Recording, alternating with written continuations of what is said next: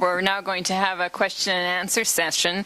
Perhaps I can start things off by asking the two of you to comment on your views on the latest with the Nord Stream pipeline efforts from Moscow and Berlin, and where things are headed and what it means for the countries in the region, the Balts and other neighbors. Certainly. I'll say something briefly and then turn to David. I think the issue of energy security and energy diversification in Europe is of paramount strategic importance. And people would often argue, why is the United States more interested in this issue than sometimes the Europeans seem to be?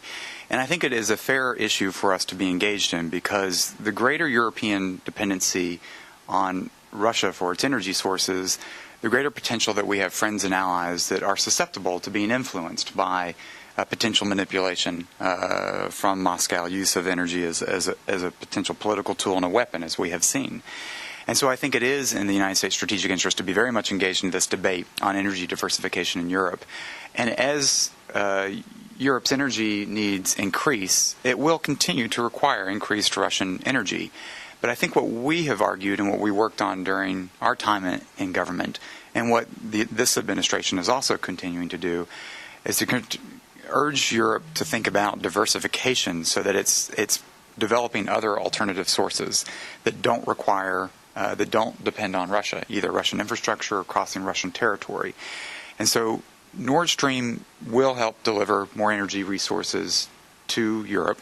I think it's clear that it was a Russian effort to be able to develop a pipeline that bypasses the Baltic states, that bypasses Ukraine, that bypasses Belarus, so that Russia is not subject to the issues related to transit across those countries.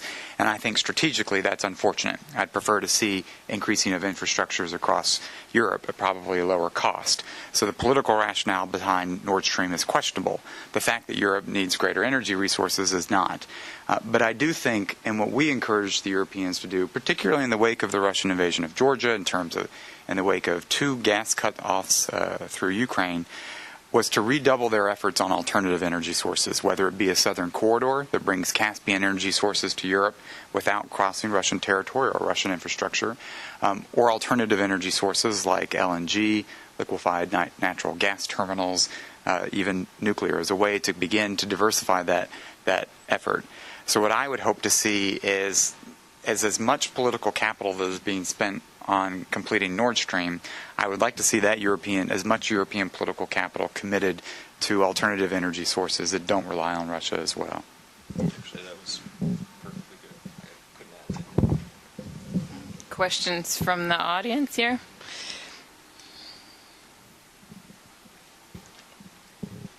Please, just if you wouldn't mind waiting for the microphone. Thank you. Both of you have talked about... I'm Jack Heller. Both of you have talked about the failure of the Ukrainian government to get its act together. As long as it doesn't, the opportunities for Russian mischief rise exponentially, and the disaster for the Ukrainian people, instability, etc., inability to cope with the economic crisis increase also exponentially. What would you have us do? What would the United States government do, or should it do, to focus the Ukrainian attention on this? And can the United States, 2 questions, enlist European cooperation to focus on these issues in a meaningful way? I don't think we ever have. I think our aid programs are marginal. We just haven't put enough priority into this, and possibly we can't. I'd like to hear your thoughts about that.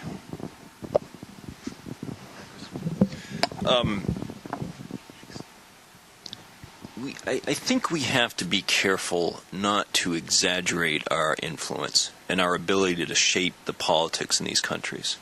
There is a tendency, particularly say in the case of Georgia, where there is the myth that's out there that we are the puppet masters and Saakashvili does whatever we want him to do. Of course, if that were the case, we wouldn't have seen the blow-up last August.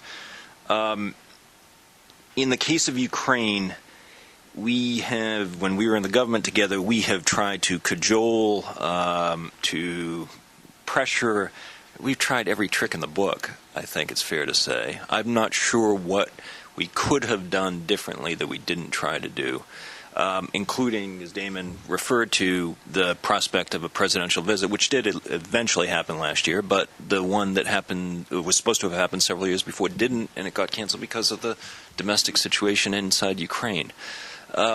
If we're not able to use the prospect and the positive development that would come from a presidential visit, I'm not sure what more we can do. We shouldn't also exaggerate our assistance money. There's also limits there to what we can do. On the EU side of what you asked, Jack, I think it is very important. I think the Eastern Partnership is a positive initiative. It's something we've supported. I think it is a step for the EU to take that is well short of prospect of membership.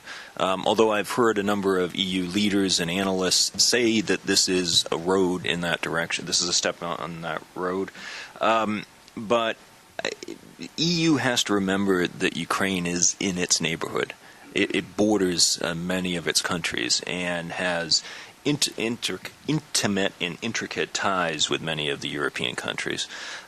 So we want to be supportive of that. It's not to step aside and let the EU take over, but it's to reinforce the need for partnership between the U.S. and EU in dealing with Ukraine. I might just add a brief word. I agree with David's premise that we have to be cognizant of the limitations of U.S. influence. But I also think it's not an excuse for lack of engagement for U.S. policy.